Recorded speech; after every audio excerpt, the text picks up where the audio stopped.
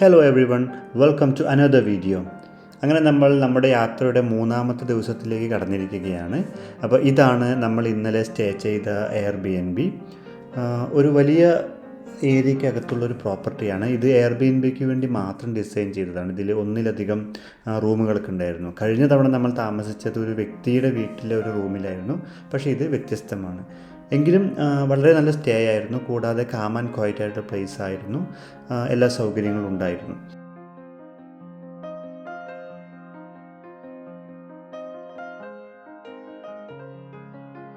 Dining ഏരിയയും കിച്ചണെല്ലാം വളരെ വലുതും സൗകര്യമുള്ളതായിരുന്നു. ഇപ്പോൾ ഒന്നിൽ കൂടുതൽ താമസക്കാരൊക്കെ വന്നാൽ ഭക്ഷണം ഇരുന്ന് കഴിക്കാൻ വേണ്ടിയുള്ള ഡൈനിങ് ടേബിളും ചെയേഴ്സും വലിയ കിച്ചണും എക്യുപ്മെൻറ്റ്സും എല്ലാം ഇവിടെ ഉണ്ടായിരുന്നു. അപ്പോൾ കബോർഡിൽ ബ്രേക്ക്ഫാസ്റ്റിനുള്ള എല്ലാ ഐറ്റംസും ഉണ്ട്. അപ്പം നമുക്ക് നമ്മുടെ സൗകര്യം പോലെ സാധനങ്ങൾ ഉണ്ടാക്കി കഴിക്കുകയൊക്കെ ചെയ്യാം.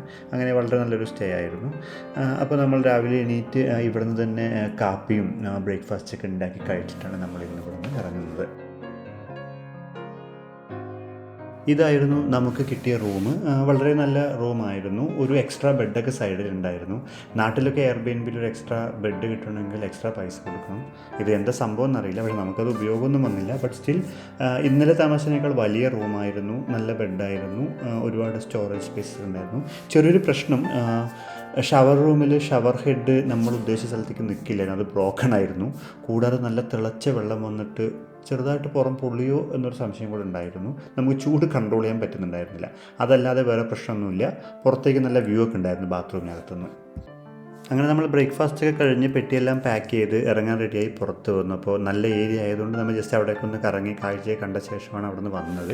അപ്പോൾ നമ്മൾ അവസാനം ഇറങ്ങാൻ നിൽക്കുമ്പോൾ ഇതിൻ്റെ കെയർ ടേക്കർ വന്നിട്ട് അവിടെയുള്ള ഫ്രൂട്ട്സൊക്കെ നിങ്ങൾ വഴിയിൽ കഴിക്കാൻ വേണ്ടി എടുത്തിട്ട് പോക്കുന്നു. അപ്പോൾ ഞങ്ങൾ ആദ്യം പറഞ്ഞു വേണ്ട പറഞ്ഞു. പക്ഷേ അവർ ഞങ്ങളെ നിർബന്ധിച്ച് കുറേ ഫ്രൂട്ട്സൊക്കെ ഞങ്ങളുടെ കയ്യിൽ വെച്ച് തന്നു. മീൻസ് നമ്മൾ ഏതെങ്കിലും ബന്ധുവിൻ്റെ വീട്ടിൽ വിരുന്ന് പോയിട്ട് തിരിച്ച് വരുമ്പോൾ അവർ തരുന്നത് പോലെ. ആദ്യമായിട്ടാണ് ഞങ്ങൾ എയർബിഎൻബി എടുക്കുന്നതെന്ന് പറഞ്ഞല്ലോ ഇവിടെ. അപ്പോൾ തുടക്കത്തിൽ ഞങ്ങൾ വളരെ സ്കെപ്റ്റിക്കലായിരുന്നു അതിനെക്കുറിച്ച്, അതായത് ആളുകൾ എങ്ങനെയായിരിക്കുന്നത്. പക്ഷേ വളരെ ഫ്രണ്ട്ലി ആയിട്ട് നൈസായിട്ടുള്ള ആളുകളായിരുന്നു ഇവിടെ ഉണ്ടായിരുന്നത്. അതൊരു നല്ലൊരു പോസിറ്റീവ് കാര്യമായിട്ട് തോന്നി. അപ്പോൾ ഇനിയും എയർബിഎൻബി എടുക്കാനും യാത്ര ചെയ്യാനും അത് വല്ലാത്തൊരു ഊർജ്ജം നൽകും. അങ്ങനെ നമ്മൾ അവരോട് യാത്രയൊക്കെ പറഞ്ഞ് മൂന്നാമത്തെ ദിവസത്തെ സ്ഥലങ്ങളിലേക്കുള്ള യാത്ര തുടങ്ങി.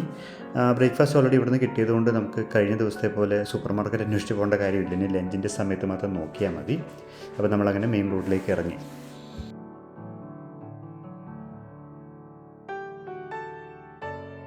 ഇന്നും വെതർ നമ്മളെ ഫേവർ ചെയ്യുമെന്ന സൂചനയാണ് സൂര്യൻ രാവിലെ തന്നെ തരുന്നത്. കത്തിജ്വലിച്ച് രാവിലെ തന്നെ വന്നിട്ടുണ്ട്. അപ്പോൾ കഴിഞ്ഞ 2 ദിവസത്തെ പോലെ നല്ലൊരു ദിവസം ആയിരിക്കുമെന്നാണ് പ്രതീക്ഷിക്കുന്നത്. അപ്പോൾ ഇന്നത്തെ നമ്മളുടെ ടോട്ടൽ പ്ലാൻ എന്ന് പറയുന്നത് ആദ്യം പോകുന്നത് ഡെഡ് സീ കേബിൾ കാറിലേക്കാണ്. അതിനുശേഷം ഹീലി പാസ്, അത് ഡ്രൈവ് ചെയ്യാൻ വളരെ രസമുള്ളൊരു പാസ്സാണ്. ദെൻ കാഹ പാസ്, ദെൻ ഗുഗൈൻ ബാര, അതൊരു പിക്ചർസ്ക്യൂ വില്ലേജാണ്. നല്ല ഭംഗിയുള്ള അങ്ങനെ കാം ആൻഡ് ക്വയറ്റ് ആയിട്ടൊരു വില്ലേജാണത്. പിന്നീടൊരു മൈസൺ ഹെഡ് ഉണ്ട്, അതൊരു വ്യൂ പോയിൻ്റാണ്. Then Baltimore beacon and saint Colman's cathedral, അതാണ് നമ്മുടെ ലാസ്റ്റ് ഡെസ്റ്റിനേഷൻ. അത് കോർക്ക് സിറ്റിക്കകത്തുള്ള വളരെ പുരാതനമായ ഒരു ചേർച്ചാണ്. ഇത്രയുമാണ് നമ്മളുടെ പ്ലാൻ. പക്ഷേ കഴിഞ്ഞ 2 ദിവസത്തെ നമ്മുടെ എക്സ്പീരിയൻസ് വെച്ചിട്ട് നമുക്ക് ഇന്ന് തന്നെ ഈ മുഴുവൻ കാര്യങ്ങളും കാണാൻ പോകാൻ പറ്റുമെന്ന് എനിക്ക് തോന്നുന്നില്ല. നമ്മൾ 3 ഡെസ്റ്റിനേഷനാണ് ഇന്നലെ മാക്സിമം കവർ ചെയ്തത്. അപ്പോൾ ഇതിൽ ഏതൊക്കെ കാണാൻ പറ്റും, ഏതൊക്കെ സ്കിപ്പ് ചെയ്യാൻ പറ്റുമെന്ന് ദിവസത്തിൻ്റെ അവസാനം നമുക്ക് അറിയാൻ പറ്റും.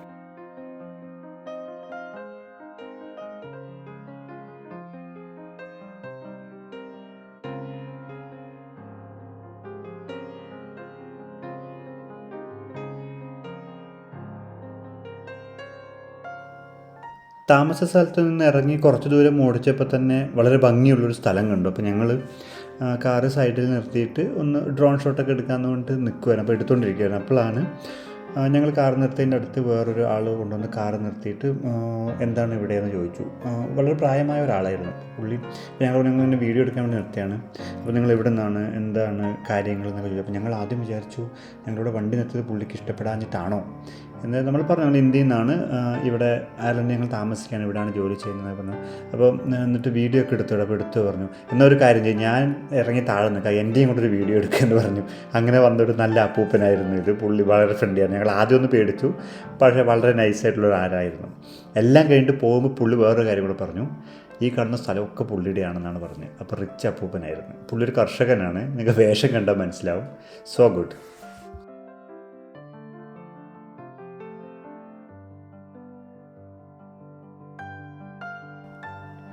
ഇപ്പോൾ നമ്മൾ കാണാൻ പോകുന്ന ഡെർസി ഐലൻഡിനെ കുറിച്ച് പറയുകയാണെങ്കിൽ, നമ്മൾ ഇന്നലെ വലൻഷ്യ ഐലൻഡ് കാണാൻ പോയി. അപ്പോൾ അവിടെ നമുക്ക് ബ്രിഡ്ജ് ഉണ്ടായിരുന്നു. പക്ഷേ ഈ ഐലൻഡിലേക്ക് ബ്രിഡ്ജ് പണിതിട്ടില്ല, പകരം കേബിൾ കാറാണ്. പക്ഷേ ഈ ഐലൻഡിൽ അധികം താമസക്കാരനില്ല, ആകെ 3-4 പേരൊക്കെയാണ് അവിടെ താമസിക്കുന്നത്. പക്ഷേ പ്രത്യേകിച്ച് ടൂറിസ്റ്റുകളെ ഉദ്ദേശിച്ചിട്ടാണ് ഈ കേബിൾ കാർ ഉള്ളത്. എന്താണ് വേറൊരു കാര്യം എന്താണെന്ന് പറഞ്ഞാൽ, അയർലൻഡിൽ ആകെ ഒരു കേബിൾ കാറേ ഉള്ളൂ, അത് ഈ കേബിൾ കാറാണ്. അപ്പോൾ ആ കേബിൾ കാറാണ് നമ്മൾ കയറാൻ പോകുന്നത്. അയർലൻഡ് ഓൾറെഡി ഒരു ദ്വീപാണെന്നറിയാലോ. ആ ദ്വീപിനകത്ത് വേറെ കുറേ ദ്വീപുണ്ട്. അങ്ങനത്തെ കുറേ ദ്വീപുകളാണ് ഇത്. ആക്കിൽ ഐലൻഡ്, വലൻഷ്യ ഐലൻഡ്, ഡെർസി ഐലൻഡ്. അപ്പോൾ നമ്മൾ കഴിഞ്ഞ തവണ ആക്കിൽ ഐലൻഡിലേക്ക് പോയിരുന്നു, അതിൻ്റെ വീഡിയോ നമ്മുടെ ചാനലിലുണ്ട്. ഇത്തവണ നമുക്കപ്പോൾ ഡെർസി ഐലൻഡ് എങ്ങനെയുണ്ടെന്ന് നോക്കാം. ഒന്നാമത്തെ ദിവസം കൗണ്ടി കയറിയപ്പോൾ തന്നെ ഞങ്ങൾക്ക് തോന്നിയിരുന്നു, എവിടെ തിരിഞ്ഞാലും നല്ല വ്യൂ ആണല്ലോ, മലകളാണല്ലോ എന്ന്. അതുതന്നെയാണ് ഇപ്പോഴും തോന്നുന്നത്. നമ്മൾ വീട്ടിൽ നിന്ന് ഇറങ്ങിയിട്ട് അധികം സമയമൊന്നും ആയില്ല, പക്ഷേ അപ്പോൾ തന്നെ വലിയ വലിയ മലനിരകളും നല്ല വ്യൂസുമാണ്.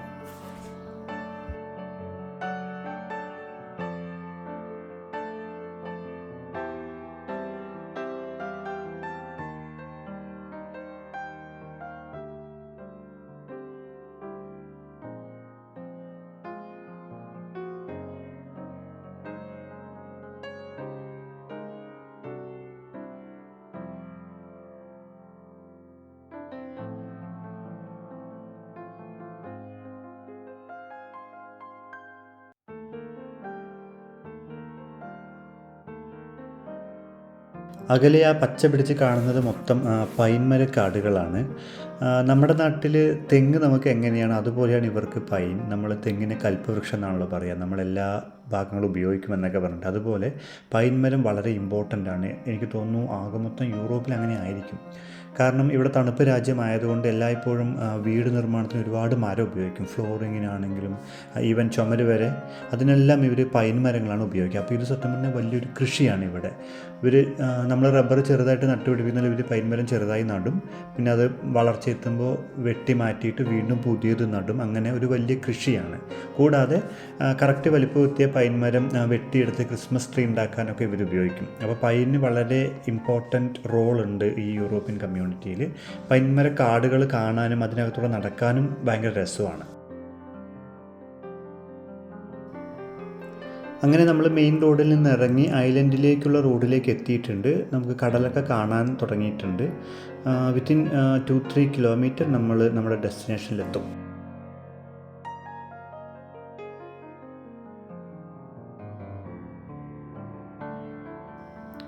അങ്ങനെ നമ്മൾ കേബിൾ കാർ ഓപ്പറേറ്റ് ചെയ്യുന്ന സ്ഥലത്തെത്തി.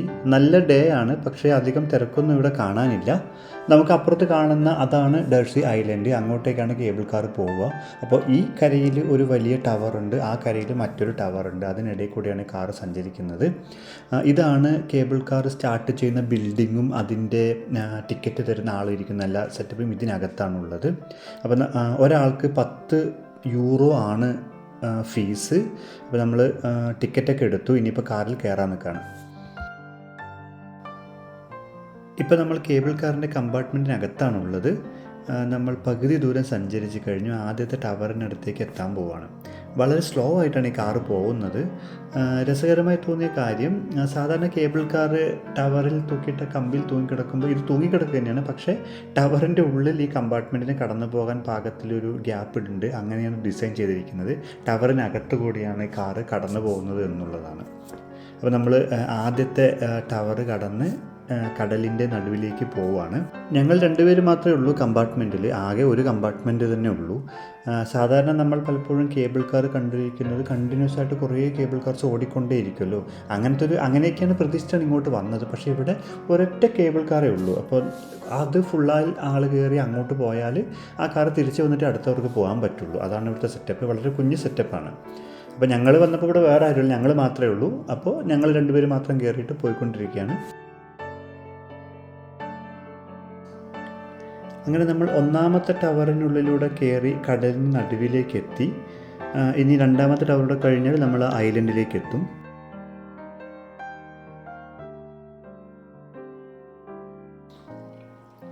ക്യാബിൻ്റെ ഉള്ളിൽ നിന്ന് നോക്കുമ്പോൾ കാണുന്ന കാഴ്ച ഇതൊക്കെയാണ്. താഴെ കടലും അപ്പുറത്ത് ആ ദ്വീപിൻ്റെ അരികിലേക്ക് അടിച്ചു കയറുന്ന കടലൊക്കെ കാണാൻ പറ്റും. പക്ഷേ ഈ യാത്ര വേർത്തിയാണോ ചോദിച്ചാൽ ഞങ്ങൾക്ക് ഫീൽ ചെയ്തത് 10 പൗണ്ടിന് ഉള്ളതൊന്നും ഇതിനകത്ത് ഇല്ല എന്നാണ്. കാരണം അങ്ങനെ ഒരു എക്സൈറ്റിംഗ് ആയിട്ട് കാര്യമൊന്നുമില്ല. പിന്നെ ഇത്തരം ഒരു ഷോട്ട് കിട്ടാൻ നമുക്കിപ്പോൾ ഡ്രോൺ ഉള്ളതുകൊണ്ട് ഇതിനകത്ത് കയറി ഷൂട്ട് ചെയ്യേണ്ട കാര്യമില്ല. അങ്ങനെ ഒരു എക്സൈറ്റിംഗ് ട്രിപ്പ് ആയില്ല എന്നാണ് ഞങ്ങളുടെ അഭിപ്രായം. അങ്ങനെ നമ്മൾ രണ്ടാമത്തെ ടവറും കടന്ന് അപ്പുറത്തെ ഡേഴ്സി ഐലൻഡിലെത്തി. അപ്പോൾ നമ്മൾ ക്യാബിൻ്റെ ഉള്ളിൽ നിന്ന് ഇറങ്ങുന്നതിന് മുൻപ് ഓപ്പറേറ്റർ ചോദിച്ചു, നിങ്ങൾ ഇറങ്ങിയിട്ട് ഐലൻഡിലേക്ക് നടക്കാൻ പോകുന്നുണ്ടോ അതോ ഇപ്പോൾ തന്നെ തിരിച്ചു വരുവാണെന്ന്. അപ്പോഴാണ് ഞങ്ങൾ അറിയുന്നത് അങ്ങനെ ഒരു ഓപ്ഷൻ ഉണ്ടെന്ന്. അപ്പോൾ നമുക്ക് വേണമെങ്കിൽ ചൂസ് ചെയ്യാം. വേണമെങ്കിൽ നമ്മൾ പറയുകയാണ് ഞങ്ങൾ ഐലൻഡ് മുഴുവൻ നടന്ന് കണ്ടിട്ട് വരും, അപ്പോൾ തിരിച്ച് വന്നാൽ മതി എന്ന് പറഞ്ഞാൽ നമുക്ക് ഇറങ്ങിപ്പോയി ഐലൻഡ് മുഴുവൻ നടന്ന് കാണാം. അത് 1-2 മണിക്കൂർ എടുക്കും തോന്നുന്നു, എന്നിട്ട് തിരിച്ച് വരാം. അല്ല നമുക്ക് ഇപ്പം തന്നെ തിരിച്ചു വരുന്നതുകൊണ്ട് നമ്മൾ ക്യാബിൽ നിന്ന് ഇറങ്ങേണ്ട, പുള്ളി തിരിച്ചു വലിക്കും. അപ്പോൾ ഞങ്ങൾ ഐലൻഡിനകത്ത് നടക്കാൻ ഞങ്ങൾ ഉദ്ദേശിച്ചില്ല, അപ്പോൾ ഞങ്ങൾ തിരിച്ചു വരികയാണെന്ന് പറഞ്ഞു. അപ്പോൾ നമ്മളങ്ങനെ തിരിച്ചു വന്നു. നമ്മൾ ആദ്യം ഇവിടെ എത്തിയിട്ട് ആദ്യം കേബിൾ കാർ കണ്ടപ്പോൾ തന്നെ അയ്യേ ഇതെന്തൊരു കാറാണ്, ഭംഗിയൊന്നും ഇല്ലല്ലോ, എന്ത് കളറാണെന്നൊക്കെ നമ്മൾ വിചാരിച്ചിരുന്നു. പക്ഷേ ആ കളറിനൊരു ഇമ്പോർട്ടൻസ് ഉണ്ടെന്ന് കടലിൻ്റെ മുകളിലേക്ക് കയറിയപ്പോഴാണ് മനസ്സിലായത്. നിങ്ങൾക്ക് നോക്കിയാൽ മനസ്സിലാവും, കേബിൾ കാർ പെയിൻറ്റ് ചെയ്തിരിക്കുന്നത് താഴെ കടലിൻ്റെ കളറും മുകളിൽ ആകാശത്തിൻ്റെ കളറുമാണ്. അത് നല്ലൊരു കോൺസെപ്റ്റായിട്ട് തോന്നി. കേബിൾ കാർ എക്സ്പീരിയൻസ് ചെയ്ത് കഴിഞ്ഞ് നമ്മൾ നമ്മുടെ രണ്ടാമത്തെ ഡെസ്റ്റിനേഷനായ ഹീലി പാസിലേക്ക് പോകാനുള്ള തയ്യാറെടുപ്പിലാണ്. ഇവിടുന്ന് 44 കിലോമീറ്ററാണ് അങ്ങോട്ടേക്കുള്ളത്. 1 മണിക്കൂറോളം സമയം കാണിക്കുന്നുണ്ട്. അപ്പോൾ ഇപ്പോൾ സമയം 1 മണിയായി. അപ്പോൾ നമ്മൾ ലഞ്ച് കഴിച്ചിട്ട് അങ്ങോട്ട് പോകാമെന്നൊരു പ്ലാനിലാണ്. അപ്പോൾ നമ്മൾ തൊട്ടടുത്ത് ഏത് സൂപ്പർ മാർക്കറ്റാണ് ഉള്ളത് എന്ന് അന്വേഷിക്കുകയാണ്. ഞങ്ങൾ അയർലൻഡിൽ വന്നിട്ട് 2.5 വർഷത്തോളമായി. ഇതുവരെ സഞ്ചരിച്ചപ്പോഴെല്ലാം KFC, മക്ഡി അല്ലെങ്കിൽ സബ്വേ, ഈ 3 ഏതിലെങ്കിലും പോയിട്ടാണ് ഞങ്ങൾ ഭക്ഷണം കഴിക്കാറ്. നിങ്ങൾക്കറിയില്ല, അത് ഫാസ്റ്റ് ഫുഡാണ്, അത്ര നല്ലതല്ല ആരോഗ്യത്തിന്. കൂടാതെ ഞങ്ങളിപ്പോൾ കഴിച്ചത് മടുക്കുകയും ചെയ്തു. അപ്പോൾ ഈ യാത്രയിലാണ് നമ്മൾ ആദ്യമായിട്ട് അതല്ലാതെ വേറെന്തോ ഓപ്ഷൻ ട്രൈ ചെയ്യാം എന്നൊരു ആലോചനയുടെ പുറത്താണ് ഇങ്ങനത്തെ സൂപ്പർ മാർക്കറ്റിലെ ഫുഡ് ട്രൈ ചെയ്യാൻ തുടങ്ങിയത്. ഇത് നമുക്ക് വളരെയധികം ഇഷ്ടപ്പെട്ടു. കാരണം ഇത് വളരെ ഫ്രഷായിട്ട് പ്രിപ്പയർ ചെയ്ത ഫുഡാണ്. ഇംഗ്ലീഷ് ടൈപ്പ് ഓഫ് ഫുഡ് തന്നെയാണ്, പക്ഷേ അതിനകത്ത് ഒരുപാട് ലീഫി വെജിറ്റബിൾസും ഫ്രൂട്ട്സും എല്ലാം ഉണ്ടാവും. ഹെൽത്തിയാണ്, ഭയങ്കര ലൈറ്റാണ്, പ്രത്യേകിച്ചും യാത്ര ചെയ്യുമ്പോഴൊക്കെ കഴിക്കാൻ. നമ്മുടെ നാട്ടിലെ പോലെ മുട്ടിന് കുഞ്ഞു ഹോട്ടൽസ് ഒന്നും ഇവിടെ ഉണ്ടാവില്ല. അപ്പോൾ നമുക്ക് അങ്ങനത്തെ ഫുഡൊന്നും ഒരിക്കലും ഇവിടെ കിട്ടില്ല. അതുകൊണ്ടാണ് നമ്മളിപ്പോൾ ഇത് ട്രൈ ചെയ്യുന്നത്. അധികം വൈകാതെ തന്നെ നമ്മൾ പോകുന്ന വഴിക്കുള്ളൊരു സൂപ്പർ മാർക്കറ്റ് കണ്ടുപിടിച്ചു. അപ്പോൾ അങ്ങോട്ട് ചെന്നപ്പോൾ അതൊരു ഫിഷിംഗ് വില്ലേജ് ആയിരുന്നു. അപ്പോൾ ഇതൊരു ഫിഷിംഗ് ഹാർബറാണ്. ഇവർ ഫിഷിങ്ങിന് വന്ന് ബോട്ടൊക്കെ ഇവിടെ കാണാൻ പറ്റും. ഒരുപാട് സീകളൊക്കെ ഉണ്ട്. നല്ലൊരു കാഴ്ചയായിരുന്നു. അപ്പോൾ ഇതിൻ്റെ ഓപ്പോസിറ്റ് സൈഡിൽ നമ്മൾ ഭക്ഷണം വാങ്ങിക്കുന്ന സൂപ്പർ മാർക്കറ്റിന്. അപ്പോൾ നമ്മൾ അവിടെ പോയിട്ട് ഭക്ഷണമൊക്കെ വാങ്ങിച്ചു. ഇത്തവണ നമ്മൾ കുറച്ച് ജ്യൂസസും സാൻഡ്വിച്ചസൊക്കെയാണ് വാങ്ങിച്ചത്. Chicken tikka sandwich. Food Irish ആണെങ്കിലും അതിലൊരു ഇന്ത്യൻ ബന്ധമുണ്ട്. ചിക്കൻ ടിക്ക ഇന്ത്യൻ ഫുഡാണ്. അതിവിടെ ഐറിഷുകാർക്കാണെങ്കിലും ഇംഗ്ലീഷുകാർക്കാണെങ്കിലും ചിക്കൻ ടിക്ക വളരെ ഇഷ്ടമാണ്. അതൊരു പോപ്പുലർ ഫുഡാണ്. നല്ല ടേസ്റ്റാണത്. അതിനകത്ത് ചിക്കൻ ഉണ്ടാവും, ചീസ് ഉണ്ടാവും, കുറച്ച് ലീഫി വെജിറ്റബിൾസ് ഉണ്ടാവും, പിന്നെ ഇവരുടെ ടൈപ്പ് ഓഫ് കുറേ ഗ്രേവീസ് ഉണ്ടാവും. നല്ല ടേസ്റ്റിയാണ്. പിന്നെ നമ്മൾ സ്മൂത്തീസ് വാങ്ങിച്ചു. നല്ല സ്മൂത്തീസ് വാങ്ങിക്കാൻ കിട്ടും ഇവിടെ. അപ്പോൾ അതെല്ലാം കഴിഞ്ഞു. ഈ സാൻഡ്വിച്ചിൻ്റെ കാര്യം പറയുമ്പോൾ നമ്മുടെ നാട്ടിൽ നമുക്ക് നാണക്കേട് ഉണ്ടാക്കുന്ന പപ്സ് പോലത്തെ ഒരു ഭക്ഷണമാണ് ഇത്. സൂക്ഷിച്ച് കഴിച്ചിട്ടില്ലെങ്കിൽ മീശയിലും തടയിലൊക്കെ പറ്റിപ്പിടിച്ചിരുന്ന് ആകെ വൃത്തികേടായിരിക്കും.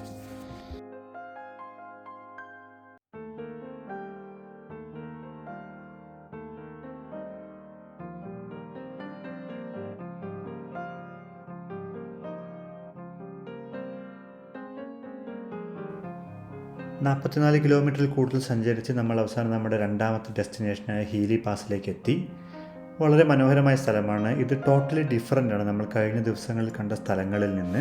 കഴിഞ്ഞ ദിവസങ്ങളിൽ നമ്മൾ ഡ്രൈവ് ചെയ്ത കോനൂർ പാസ്, ഗ്യാപ്പ് ഓഫ് ഡൺലോ തുടങ്ങിയിടത്ത് വലിയ ഉയർന്ന മലനിരകൾക്കിടയിലൂടെ കുഞ്ഞു റോഡിലൂടെ നമ്മൾ ഓടിക്കുമായിരുന്നു. പക്ഷേ ഇത് വല്ലാതൊരു പ്ലെയിനായ ലാൻഡാണ്. അതിന് നടുവിലൂടെ പോകുന്ന വളഞ്ഞ പൊളിഞ്ഞ റോഡ്. ഇത് വേറൊരു എക്സ്പീരിയൻസ് ആണ്. ഡ്രൈവിംഗ് സുഖം വേറൊരു തരത്തിലുള്ള ഡ്രൈവിംഗ് സുഖമാണ്. ബട്ട് നല്ലൊരു സ്ഥലമായിരുന്നു. അയർലൻഡിൻ്റെ വളരെ ദുരിതപൂർണമായൊരു പാസ്റ്റിൻ്റെ ചരിത്രമുണ്ട് ഹീലി പാസിന്. അതായത് 1845 മുതൽ 1852 വരെയുള്ള 7 വർഷക്കാലം അയർലൻഡിൽ വല്ലാത്ത ക്ഷാമമായിരുന്നു, ആളുകൾക്ക് ദുരിതമായിരുന്നു. അതായത് ഇവർ ഭക്ഷണത്തിന് വേണ്ടി പ്രധാനമായും ആശ്രയിക്കുന്ന ഉരുളക്കിഴങ്ങ് കൃഷി ഒരു പ്രത്യേക രോഗബാധ മൂലം മുഴുവൻ നശിച്ചു പോവുകയും 1 മില്യൺ ആളുകൾ, 10 ലക്ഷത്തോളം ആളുകൾ ക്ഷാമം കാരണം മരിച്ചു പോവുകയും ചെയ്തൊരു ചരിത്രമുണ്ട് അയർലൻഡിൽ. അപ്പോൾ ആ സമയത്ത് ഈ പാവങ്ങൾക്ക് എന്തെങ്കിലും പൈസ കിട്ടാൻ വേണ്ടി ഗവൺമെൻറ് പ്ലാൻ ചെയ്ത ഒരു റോഡ് പണിയാണ് ഇത്. അതിൻ്റെ ഭാഗമായിട്ടാണ് ഈ റോഡ് നിർമ്മിച്ചത്.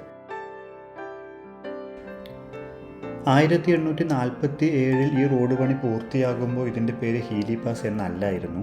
പിന്നീട് ആ പേര് വരാൻ കാരണം വേറൊരു കഥയാണ്.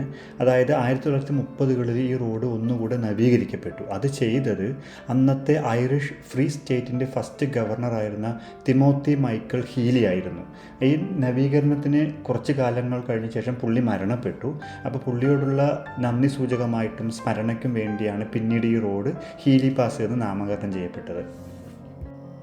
വളരെയധികം എൻജോയ് ചെയ്ത ഒരു മൗണ്ടൻ ഡ്രൈവിങ്ങിന് ശേഷം നമ്മൾ ഹീലി പാസിൽ നിന്ന് ഇറങ്ങുകയാണ്.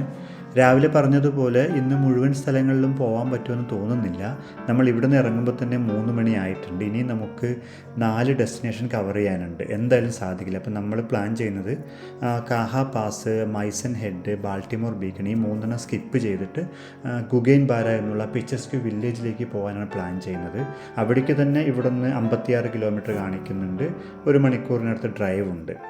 അപ്പോൾ കൗണ്ടി കോർക്ക് നമ്മൾ ഒന്നുകൂടി വരേണ്ടി വരുന്ന അവസ്ഥയിലാണുള്ളത്. എന്തായാലും നമ്മൾ നമ്മുടെ അടുത്ത ഡെസ്റ്റിനിലേക്ക് പോയിക്കൊണ്ടിരിക്കുകയാണ്.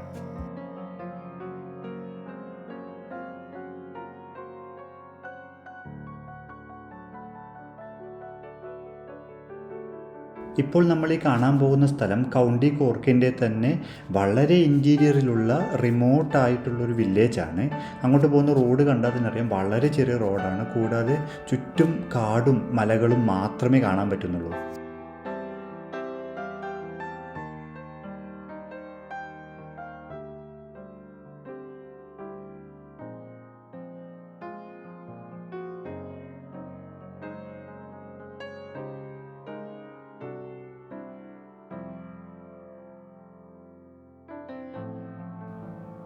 ഇനിയും 15 മിനിറ്റിൻ്റെ ഡ്രൈവ് കാണിക്കുന്നുണ്ട് മാപ്പ് നമ്മളുടെ ലൊക്കേഷനിലേക്ക്.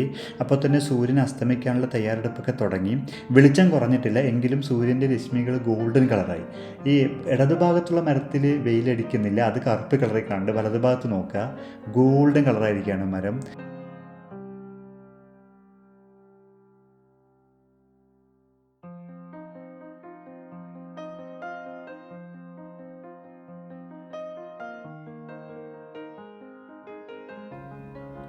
അങ്ങനെ നമ്മൾ നമ്മുടെ ലൊക്കേഷനിലേക്കുള്ള റോഡിലേക്ക് എത്തി. ആ അകലെ കാണുന്ന ആ ബിൽഡിംഗ് ആണ് ഇവിടുത്തെ പ്രസിദ്ധമായ ചർച്ച്.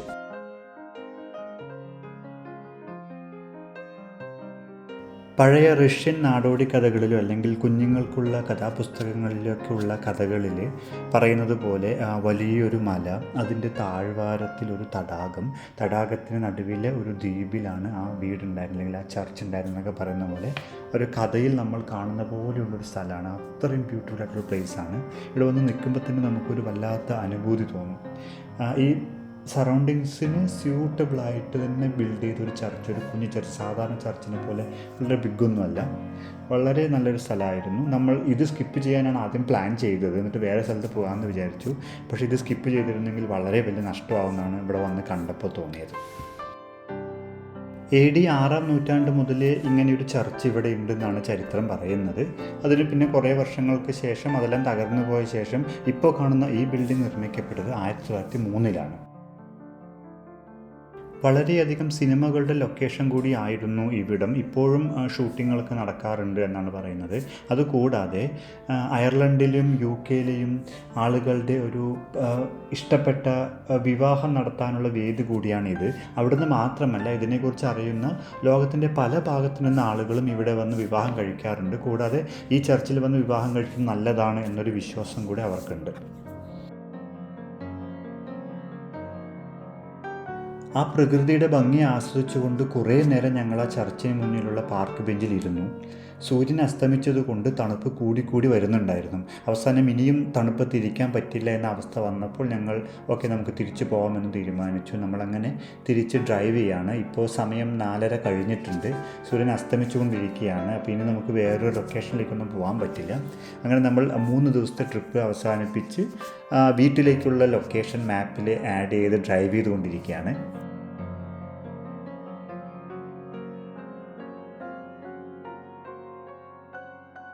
ആദ്യമായിട്ടാണ് ഇങ്ങനെ ഒന്നിൽ കൂടുതൽ ദിവസങ്ങളുള്ള ട്രിപ്പ് പ്ലാൻ ചെയ്യുന്നത് നമ്മൾ ആദ്യമേ പറഞ്ഞിരുന്നല്ലോ. എന്തായാലും തുടക്കം ഗംഭീരം തന്നെയായി. നമ്മൾ ഉദ്ദേശിച്ച പ്രശ്നങ്ങളൊന്നും ഉണ്ടായില്ല. ചിലയിടത്ത് ചില പാളിച്ചകൾ ഉണ്ടായതല്ലാതെ കാര്യങ്ങളെല്ലാം പ്ലാൻ ചെയ്ത പോലെ തന്നെ പോയി. എന്തായാലും കൗണ്ടി കെറിയും കൗണ്ടി കോർക്കും ഇനിയും ഒരു 3-4 ദിവസത്തെ ട്രിപ്പ് പ്ലാൻ ചെയ്യാനുള്ള വകുപ്പ് ബാക്കി വെച്ചിട്ടാണ് നമ്മൾ പോകുന്നത്. ഹോപ്പ്ഫുള്ളി നമ്മൾ വീണ്ടും തിരിച്ചു വരുമെന്ന പ്രതീക്ഷയോടുകൂടി തന്നെയാണ് നമ്മൾ തിരിച്ച് ഡ്രൈവ് ചെയ്യുന്നത്. അങ്ങനെ നമ്മൾ കാടും മലകളുമെല്ലാം പിന്നിട്ട് കൺട്രി സൈഡിലെ റോഡുകളും പിന്നിട്ട് മെയിൻ മോട്ടോർ വേയിലേക്ക് എത്തിയിരിക്കുകയാണ്. നല്ല തിരക്കുണ്ട്. ഇപ്പോൾ ഈവനിങ് ട്രാഫിക്കിൻ്റെ സമയമാണ്. അങ്ങനെ നമ്മൾ ഡ്രൈവ് ചെയ്തുകൊണ്ടിരിക്കുമ്പോൾ ഞാൻ എപ്പോഴും ഈ ഒരു സ്ട്രീറ്റ് ലൈറ്റ് ശ്രദ്ധിക്കാറുണ്ട്. നിങ്ങൾ അകലേക്കുള്ള സ്ട്രീറ്റ് ലൈറ്റിലേക്ക് നോക്കുക, നിങ്ങൾക്ക് എവിടെയെങ്കിലും ടെസ്ലയുടെ ലോഗോ കാണാൻ പറ്റുന്നുണ്ടോ എന്ന് ഞാൻ എപ്പോഴും അത് ഓർക്കാറുണ്ട്. കാണുമ്പോൾ അങ്ങനെയാണല്ലോ എന്നുള്ളത്. ഇവിടെ നിന്ന് ഇനി 6 മണിക്കൂർ സ്ട്രൈറ്റ് ഡ്രൈവാണ് വീട്ടിലേക്ക് എത്താൻ വേണ്ടി കാണിക്കുന്നത്. അപ്പോൾ എന്തൊക്കെയാണ് ഇനി പ്ലാൻ എന്ന് പറഞ്ഞാൽ, ഒന്ന് ഡീസൽ അടിക്കണം, ഇടയ്ക്കൊരു സൂപ്പർ മാർക്കറ്റിൽ ഞങ്ങൾക്കൊന്ന് ഭക്ഷണം കഴിക്കണം. അതുകൂടാതെ ഒറ്റയടിക്ക് 6 മണിക്കൂർ ഡ്രൈവ് ചെയ്യുന്നത് സേഫ് അല്ല. എന്തായാലും ഞങ്ങൾ അപ്പോൾ ഇടയ്ക്കൊരു ബ്രേക്ക് എടുത്തൊരു 3/4 മണിക്കൂർ കാറിൽ കിടന്ന് ഉറങ്ങിയിട്ടായിരിക്കും ബാക്കി ഡ്രൈവ് ചെയ്യുക. അപ്പോൾ അത്രയും കാര്യങ്ങളാണ് ഇനി ചെയ്യാനുള്ളത്. അപ്പോൾ നമ്മളൊരു സൂപ്പർ മാർക്കറ്റും പെട്രോൾ സ്റ്റേഷനും അന്വേഷിച്ച് പോവുകയാണ്.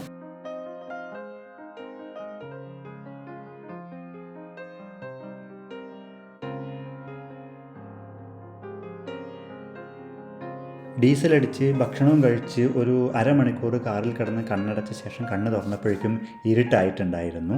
അപ്പോൾ ഇനി നമ്മൾ ഒറ്റയടിക്കങ്ങ് വിറ്റടിച്ച് പോവുകയാണ് വീട്ടിലേക്ക്. അപ്പോൾ അടുത്ത യാത്രയിലെ അടുത്ത വിശേഷങ്ങളുമായി അടുത്ത വീഡിയോയിൽ കാണാം. അതുവരേക്കും ബായ്.